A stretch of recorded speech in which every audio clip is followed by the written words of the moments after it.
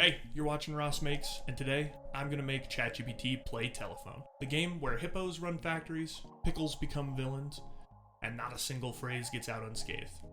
Let's get to it.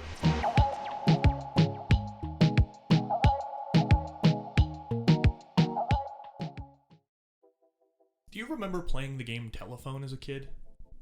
You and the band of snot-nosed miscreants you'd assembled would stand in a line or a circle. The first player would come up with a phrase, and then whisper that phrase to the next player in line, who'd whisper it to the next player in line, who'd whisper it to the next player in line. At the end, the last player would announce what they believed the sentence was, followed by the first player confirming or denying what they originally said. And usually, it didn't turn out quite right. You'd end up with all kinds of wild sentences at the end. But ideally, they sounded like the first sentence.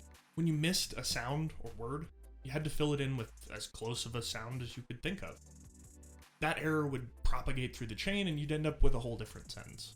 But I was wondering, what would happen if ChatGPT played Telephone? My version of ChatGPT Telephone is simple. Each round, words will get randomly lost or garbled from the original sentence. It's ChatGPT's job to replace those words or sounds with the most similar sounding things it can think of. For the sake of entertainment, I'm going to use an AI art generator to generate images that correspond with the phrases throughout the chain. I went ahead and played out a few thousand games using the OpenAI API, so you don't have to, and picked the best responses. That being said, let's play. Round 1. Player 1 hears the original phrase, a hippo starting a pickle factory, and we get this nice image of an entrepreneurial looking hippo. Player 1 then whispers to player 2, who hears a Zippo charting the fickle sea. I mean, I like this image, but I'm a little disappointed. The fickle sea does not seem nearly as scary as I'd hoped for. Player 2 goes ahead and whispers that to player 3, who hears a nickel mining in a nickel quarry. Now I have a question here. Is this exploitative in some way? Is it normal for a nickel to be mining nickel? Player 3 then whispers to player 4, who hears a pickle with a dark backstory. I don't know if ChatGPT has heard of Pickle Rick, but it has some of the same ideas here. Altogether, round 1 went well. Now, it's a big jump from a hippo starting a pickle factory to a pickle with a dark backstory, but phonetically, they sound very similar. Let's move on to round 2. Player 1 gets the first prompt. A lazy lion suns himself. Looks like a pretty good image that was generated, and we'll go ahead and have player 1 whisper that to player 2. And player 2 hears, the crazy pirate runs for help. I like this image, but I don't feel like the pirate is crazy enough. I feel like all pirates are a little crazy, and they really didn't nail it on this one. But player 2 goes ahead and whispers to player 3. Player 3 hears, a lazy parrot rates on Yelp. Then player 3 whispers to player 4, who hears, the crazed carrot hates his belt.